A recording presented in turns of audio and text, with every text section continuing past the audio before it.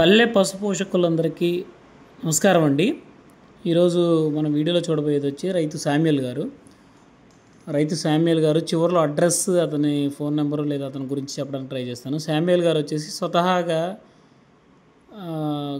పాడి గేదెల్ని లేదా చూడి గేదెల్ని లేదా గేదెలకు సంబంధించి కాయదారి వ్యాపారం లేదా గేదెల్ని కొని తీసుకొని వచ్చి అమ్మే వ్యాపారం అయితే చేశారండి.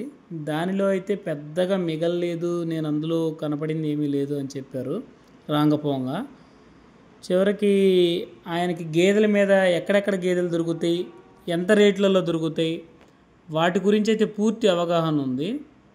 ఈ గేదెలు మనం ఎందుకు చేసుకోకూడదు అనుకుంటా ఆయన తొలిగా కొన్ని గేదెలతో మొదలుపెట్టి ఒక 2, 3, 4 గేదెలు ఇలా అమ్ముకుంటుంటారు కదా, మధ్యవర్తులు గేదెలు తెచ్చుకొని అమ్ముకునే వాళ్ళు ఉంటారు కదా.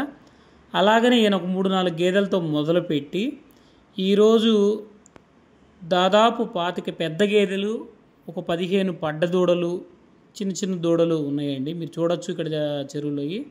ఈ గేదె కూడా మొన్న తీసుకొచ్చిన గేదెనండి. మధ్యలో కొన్న గేదెలు కలుపుతారంట. ఈ గేదె 60,000గా పడిందంట. అన్న అది కుంటుతుంది, ఎందుకు తెచ్చుకున్నావు అన్న అంటే, అది గట్టిగా మంచి కట్టు ఉందమ్మా, ఇప్పటికీ 5 లీటర్లు పాలు పిండుతుంది అన్నాడు. ఇప్పుడు వెళ్తున్న గేదె ఉన్నాయి కదా 2 జత గేదెలు, ఇవి 2 తరిపి మీదే 80,000కి తీసుకొచ్చారంటండి. తెచ్చినప్పుడు కూడా 4 పాలు అవుతున్నాయంట 2 కూడా. ఇప్పుడైతే 2 కూడా సూడి మీద ఉన్నాయని చెప్పారు. వాటికి పట్టతోళ్ళు కూడా ఉన్నాయి. ఇప్పటికీ 3-3.5 పాలు అయితే అవుతున్నాయని చెప్తున్నారు పూటకి. చూడొచ్చు ఈ రైతు దగ్గర, ఇతని దగ్గర ఓన్లీ గ్రేజింగ్కే వెళ్తాయండి, పొలానికి వెళ్ళి వస్తాయి. ఇప్పుడు మనకు కనపడుతున్న గేదె కూడా ఎంత పొదుగుతూ ఉందో చూడొచ్చు. ఈ గేదెలన్నీ కూడా ఒకే ఒక రైతు. ఇవన్నీ కావిలు గాయడానికి, పొలం వెళ్ళి రావడానికి ఒకే ఒక్క మన బీహార్ వర్కర్ అయితే ఉన్నారు. చూడొచ్చు ఎంత చక్కగా, ఎంత హ్యాపీగా పొలం వెళ్తున్నాయో. మొత్తం కూడా గ్రేజింగ్కి వెళ్ళి వస్తాయండి, మేత మేయడానికి వెళ్ళి వస్తాయండి. ఈ గేదెలు, ఈ మంద ఒకసారి రోడ్డు దాటాలి అంటే మొత్తం ట్రాఫిక్ పక్కన ఆపేసి ముందుకు తీసుకెళ్తున్నారు. వీటికంటూ కోసి వేయడం కానీ అలాంటిది ఏం జరగదండి. ఇన్ని గేదెలకి కోసేయాలన్నా జరిగేది కాదన్నట్టుగా చెప్తున్నారు రైతు. ఎండి మేత అయితే బ్యాకప్గా ఉందండి. ఇంకో గొప్ప విషయం ఏంటంటే షెడ్డు కూడా లేదు. మనకు చూడొచ్చు వీడియోలో రైతు కూడా నడుస్తూ కనపడుతున్నారు. ఆ బ్రదరేనండి శామ్యూల్ గారు. రోడ్డు దాటిచ్చేంతవరకు రైతు. ఇప్పుడు మనకు కనపడుతున్న గేదె వచ్చేసి 35,000కే తెచ్చుకున్నారంటండి.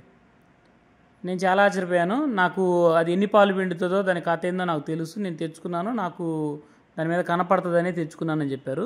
ఇంకా రైతు శామ్యూల్ గారు 15 గేదెలు కొంచెం వాటి మీద నాకు మంచిగా అనిపించలేదు, అంటే వాటి వల్ల ఖర్చు అవుతుంది కానీ మంచిగా లాభం అనిపించలేదు అని చెప్పేసి ఒక 15 గేదెలను అయితే తీసేశారంటండి రీసెంట్గా. రైతు శామ్యూల్ గారి మాటల్లో పూర్తి వీడియో,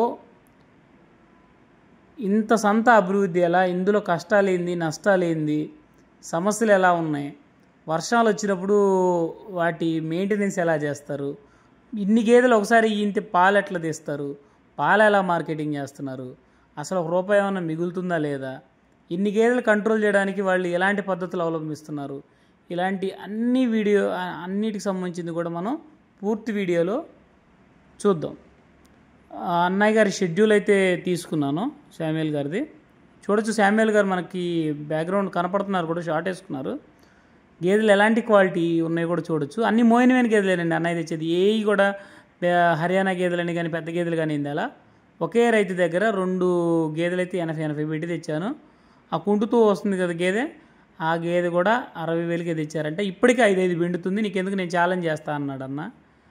నేను